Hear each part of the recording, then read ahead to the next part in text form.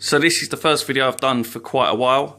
I've been a very busy boy, all work and no play, so to speak. And the last video I did, I spoke about updating this, my Chiclid tank.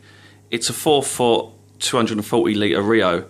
And I wasn't happy with the way it was looking. I wasn't spending the time on it that I wanted to. And I thought it was just looking a bit down in the dumps, to be fair. I had a 125 litre high-tech planted tank that was taking up quite a lot of my time.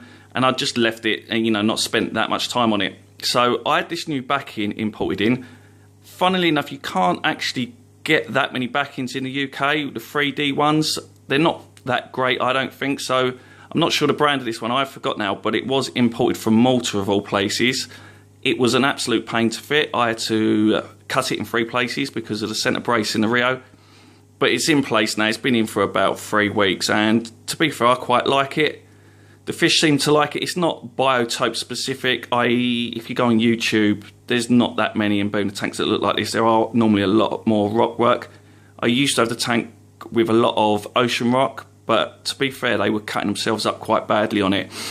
And I think I made the hiding spaces too good, to be fair, because they were literally, it did look like there was very few fish in the tank.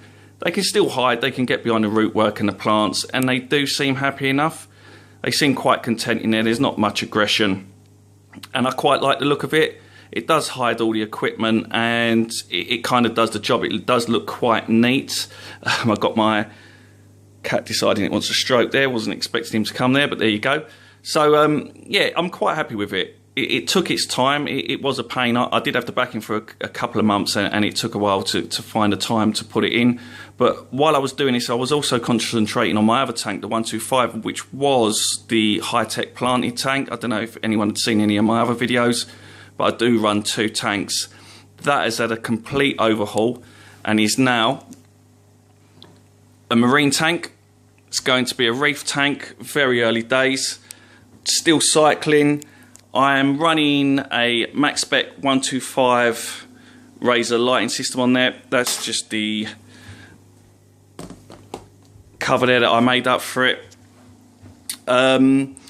Filter wise, I made a homemade box unit there. That was just out of a couple of overflow sections, and inside I've got the Tunzi, if you can see there, skimmer, a Tunzi filter there, and also a innovative marine reactor. These are, I quite like the look of these. You can run multiple medias in these. They're designed to be able to run on most things, to be fair. They are American. I got it in the UK by Charterhouse Aquatics. I was quite lucky to get that, so I'm happy with that. Now down the side you can see, or you might not be able to, so you can, there's a slight cutout from the white area there. Basically that's so I can see what's happening inside the reactor, so the tumbling, so whether I'm running carbon GFO or bio balls, you can see how they're tumbling. I think that's quite important. This is my smart auto top off there, and basically I'm not running a sump on this, so it's like spaghetti junction in the bottom here at the moment. I'm still, as I said, it's early days, but that's the auto top off there. That's my Profilux, and also that is my Vortec MP10 controller. Now I'm not sure if you can hear it there, but it actually sounds like a motorbike. It's got a dodgy wet side, so it is rumbling away. If you go on YouTube, you do see quite a lot of videos of these, and they can be noisy, but normally they're about a year old. With this being brand new, it shouldn't be making that noise. I've rung the rep up, and he's kind enough. He's going to send me out a new wet side in the next couple of days, so that should be good to go. It's the only reason why I'm still running this Tunzi, because I thought I was going to have to take back the MP10 to the shop where I got it from, but as I said, the rep seems to be pretty good, and he's going to send me out a new wet side. This is Ocean Rock, Fiji. And back to the filter area. Now I've had a filter like this before, a Tunzi one, and I didn't really like it for the application I was using it for. But I knew when I was going to start this tank up, I knew that it would actually work for this. And the reason being is this. In here, at the moment, it's running nothing because it's still early days, but it will probably be running carbon and GFO to start off with. In fact, I've already bought a Seachem product For the life of me, I can't remember what it's called, but it's basically carbon, a type of carbon, a type of GFO, and they're ball shaped, and so you don't have to worry too much about separating the two.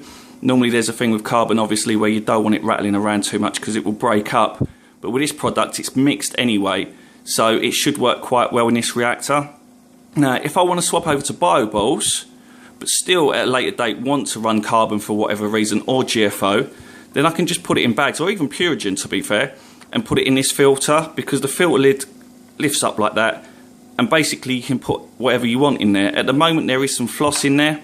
I know that's a bit of a no-no in a marine tank, but again it's such easy access. I can, you know, a bag of filter floss is probably about £8, and I can swap that out every couple of days if I need to, or once a week, and it's not that big a deal. So at the moment there is filter floss just to try and keep the water quite clear. I made a complete mess of mixing the salt. I'm using Red Sea reef salt.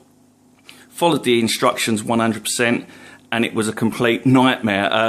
Very cloudy water, and it was like that for quite a few days. So I went online, and it seems to be a love-hate relationship with that salt. A lot of people love it and say it's amazing, and a lot of people seem to say it mixes really badly.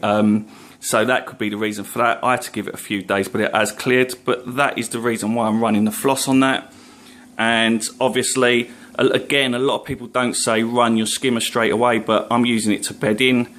There are people that do believe you should run it from the off. I think for me, I'd run everything straight away, but I just didn't want to interfere with the cycling running the GFO and carbon. So this is the look I've got. As I said, it's sort of like a handmade internal filter compartment with the same handmade with a lid.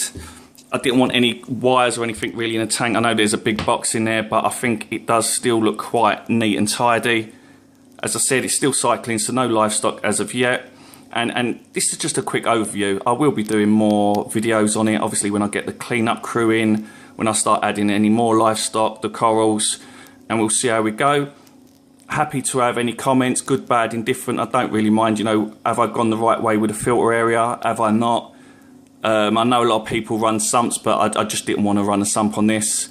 Obviously, if I go bigger in the future, I will go with a sump, but I just wanted to give it a go like this, to be fair. So, again, any comments, they're more than welcome. And this is just a quick overview of my two tanks as they are at the moment. And quite happy with both of them, especially this one at the moment, because it was looking quite dowdy, and at the moment I think it looks quite strong. So that's it from me.